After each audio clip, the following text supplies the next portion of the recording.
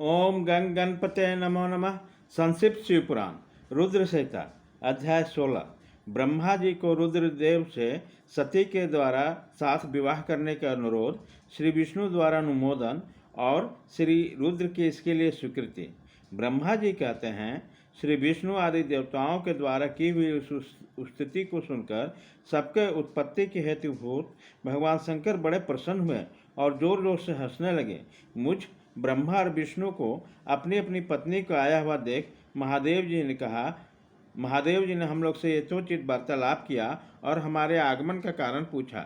रुद्र बोले, हे अरे, हे विधे तथा हे देवताओं महर्षियों, आज निर्भय होकर यहाँ आने का ठीक ठीक कारण बताओ। तुम लोग किस लिए यहाँ आए हो और कौन सा कार्य आ पड़ा है, वह सब मैं सुनना चाहता हूँ, क्योंकि तुम्हारी द्वारा की गई स्तुतियों से मेरा मन बहुत प्रसन्न है। मुने महादेव जी के इस प्रकार पूछने पर भगवान विष्णु की आज्ञा से मैंने वार्तालाप आरंभ किया। मुझ ब्रह्मा ने कहा, देवोदेव महादेव करुणा सागर प्रभो, हम दोनों उन देवताओं और ऋषियों के साथ जिस उद्देश्य से यहाँ आए हैं उसे सुनिए। वृक्ष ध्वजा, विशेषता आपके ही लिए हमारा यहाँ आगमन हुआ है, क्योंकि हम तीनों सहारथी हैं। सृष्टि चक्र के संचालक रूप प्रयोजन की सिद्धि के लिए एक दूसरे के सहायक हैं। सहारथी को सदा परस्पर यथा योग्य सहयोग करना चाहिए, अन्यथा यह जगत टिक नहीं सकता। महेश्वर, कुछ ऐसे असुर उत्पन्न होंगे जो मेरे हाथ से मारे जाएंगे, कुछ भगवान विष्णु के और कुछ आपके हाथों से नष्ट होंगे। महाप्रभो, कुछ असुर ऐसे होंगे जो आपके बीण से उत्पन्न हुए पुत्र के हाथ से ही मारे जा सकेंगे। प्रभो, कभी कोई बिरले ही असुर ऐसे होंगे जो माया के हाथों द्वारा वध को प्राप्त होंगे। आप भगवान शंकर की कृपा से ही देवताओं को सदा उत्तम सुख प्राप्त होगा। घोर असुरों का विनाश करके आप जगत को सदा स्वास्थ्य एवं अभय प्रदान करते हैं, अथवा यह भी संभव है कि आपके हाथ से कोई भी असुर न मारा जाए, क्योंकि आप सदा जोग युक्त रहते हुए राग देश से रहित हैं तथा एकमात्र दया करने में ही लगे रहते हैं। यदि वह असुर भी आराधित हो, आपकी दया से अनुग्रहित होते रहें, तो सृष्टि और पालन का कार्य कैसे चल सकता है। अतः वृक्षध्वज, आपको प्रतिदिन सृष्टि आदि का उपयुक्त कार्य करने के लिए उद्यत रहना चाहिए। यदि सृष्टि, पालन और संहार के रूप में क्रम न करने से, तब तो हमारी माया जो भिन्न भिन्न शरीर धारण किए है उसकी कोई उपयोगिता अथवा औचित्य ही नहीं है। वास्तव में हम तीनों एक ही हैं, कार्य के भेद से भिन्न भिन्न देह धारण करके स्थित है। यदि कार्य भेद न सिद्ध हो, तब तो हमारे रूप भेद का कोई प्रयोजन ही नहीं है। देव एक ही महापरमात्मा महेश्वर तीन स्वरूपों में अभिव्यक्त हुए हैं। इन रूप भेद में उनकी अपनी माया के कारण है। वास्तव में प्रभु स्वतंत्र हैं, वे लीला के उद्देश्य से ही श्री सृष्टि आदि कार्य करते हैं। भगवान श्री हरि उनके बाएं अंग से प्रकट हुए हैं, मैं ब्रह्मा उनके दाएं अंग से प्रकट हुआ हूँ, और आप रुद्रदेव उन सदाशिव के हृदय से आविर्भूत हुए हैं। अतः आप ही शिव पूर्ण रूप हैं। प्रभु, इस प्रकार अभिन्न रूप से होते हुए हम तीनों रूप में प्रकट हैं। सनातन देव, हम तीनों उन्हीं भगवान सदाशिव और शिवा के पुत्र हैं। इस यथार्थ तत्व को आप हृदय से अनुभव कीजिए।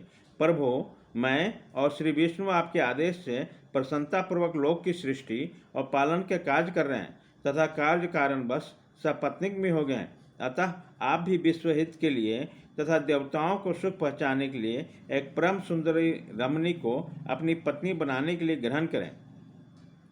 महेश्वर, एक बात और है, उसे सुनिए। मुझे पहले के वृत्तांत का स्मरण हो गया है। पूर्व काल में आपने ही शिव रूप से जो बात हमारे सामने कही थी, वही इस समय सुना रहा हूँ। आपने कहा था, ब्रह्मन, मेरा ही उत्तम रूप तुम्हारे अंग विशेष ललाट से प्रकट होगा, जिसकी लोक में रुद्र नाम से प्रसिद्धि होगी। तुम ब्रह्मा सृष्टिकर्ता हो गए, श्री हरि जगत का पालन करने वाले हैं, और मैं सगुण रुद्र रूप होकर संहार करने होऊंगा। एक स्त्री के साथ विवाह करके लोक की उत्तम कार्य की सिद्धि करूंगा। आपकी कही हुई इस बात को याद करके आप अपने पूर्ण प्रतिज्ञा को पूर्ण कीजिए। स्वामीन, आपका ये आदेश है, मैं सृष्टि करूं, श्री हरि पालन करें, और आप स्वयं संहार के हेतु प्रकट हो। सो आप साक्षात शिव ही संहारकर्ता के रूप में प्रकट हुए हैं।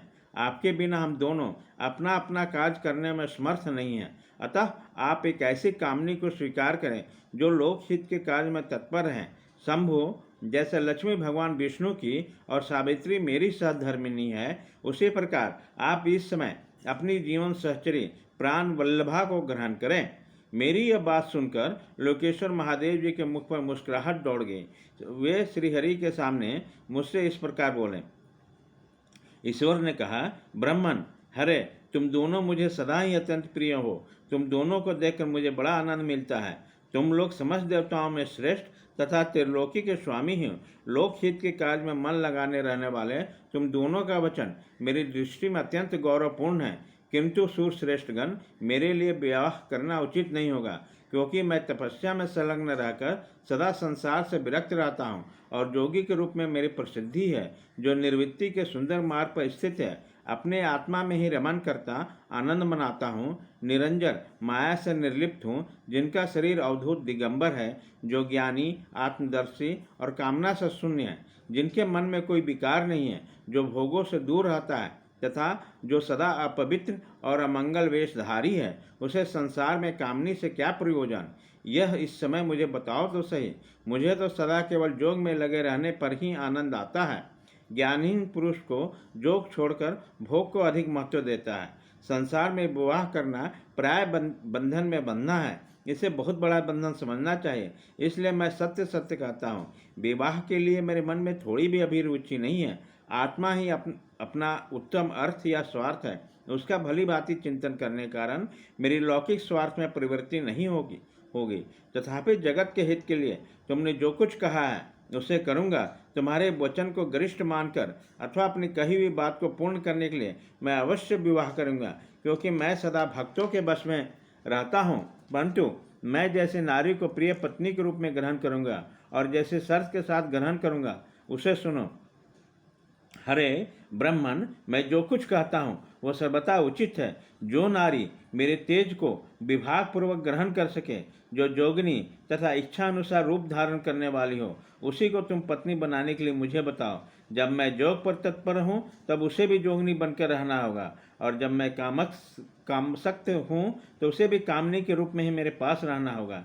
वेदवेत्ता विद्वान जिन्हें अविनाशी बताते हैं, उन ज्योति स्वरूप सनातन शिव का मैं सदा चिंतन करता हूँ और करता रहूँगा। ब्राह्मण, उन सदाशिव के चिंतन में जब मैं न लगा हूँ तभी उस भामिनी के साथ मैं समागम कर सकता हूँ। जो मेरे शिव चंदन में विघ्न डालने वाली होगी वह जीवित नहीं रह सकती। उसे अपने जीवन से हाथ धोना पड़ेगा। तुम, विष्णु और मैं तीनों ही ब्रह्म स्वरूप शिव के अंशभूत हैं। अतः महाभागगण, हमारे लिए उनका निरंतर चिंतन करना ही उचित है। कमलासन, उनके चिंतन के लिए मैं विवाह भी रह लूँगा, किंतु उनका चिंतन छोड़कर विवाह नहीं करूँगा। अतः तुम मुझे ऐसे पत्नी प्रदान करो जो सदा मेरे कर्म के अनुकूल चले। ब्राह्मण, उसमें भी मेरी एक और शर्त है, उसे तुम सुनो। यदि उस स्त्री पर, मुझ पर, मेरे वचनों पर विश्वास होगा तो मैं उसे त्याग दूंगा। उनकी ये बातें सुनकर मैंने और श्रीहरि ने मंद मंद मुस्कान के साथ मन ही मन प्रसन्नता का अनुभव किया। फिर मैं विनम्र होकर बोला, नाथ, महेश्वर, प्रभो, आपने जैसा नारी की खोज आरंभ की है, वैसा ही स्त्री के विषय में मैं आपको प्रसन्नतापूर्वक कर रहा हूँ। साक्षात सदाशिव की जो धर्मपत्नी जो उमा है, वही जगत कार्य करने के सिद्ध करने के लिए भिन्न भिन्न रूपों में प्रकट हुई है। प्रभो, सरस्वती और लक्ष्मी, ये दो रूप धारण करके वो पहले ही यहाँ आ चुकी है। इनमें लक्ष्मी तो श्री विष्णु के प्राण वल्लभा हो गई और सरस्वती मेरी अब हमारे लिए वो तीसरा रूप धारण करके प्रकट हुई है। प्रभु, लोकहित का कार्य करने वाली इच्छा वाली देवी शिवा दक्ष पुत्री के रूप में अवतीर्ण हुई है। उसका नाम सती है। सती ही ऐसे भार्या हो सकती है जो सदा आपके लिए हितकारिणी हो। देवेश, महातेजस्विनी सती आपके लिए, आपको पति रूप में प्राप्त करने के लिए दृढ़तापूर्वक कठोर व्रत का पालन करते हुए तपस्या कर रही है। महेश्वर, आप उन्हें वर देने के लिए जाइए, कृपा कीजिए तथा बड़ी प्रशंसा के साथ उनके तपस्या के अनुरूप वर देकर उनके साथ विवाह कीजिए। शंकर, भगवान विष्णु, मेरी इन संपूर्ण देवताओं की यह इच्छा है कि आप अपनी शुभ दृष्टि से हमारी इस इच्छा को पूर्ण कीजिए, जिससे हम आदरपूर्वक इस उत्सव को देख सकें। ऐसा होने से तीनों लोक में सुख देने वाला परम मंगल होगा और सबकी सारी चिंता मिट जाएगी, इसमें संचय नहीं है। तदंतर मेरी बात समाप्त होने पर लीला विग्रह धारण करने वाले भक्त वत्सल महेश्वर ने मधुसूदन अच्युत ने इसी का समर्थन किया।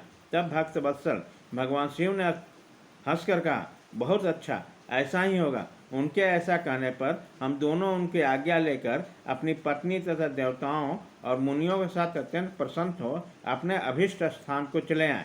अध्याय 16।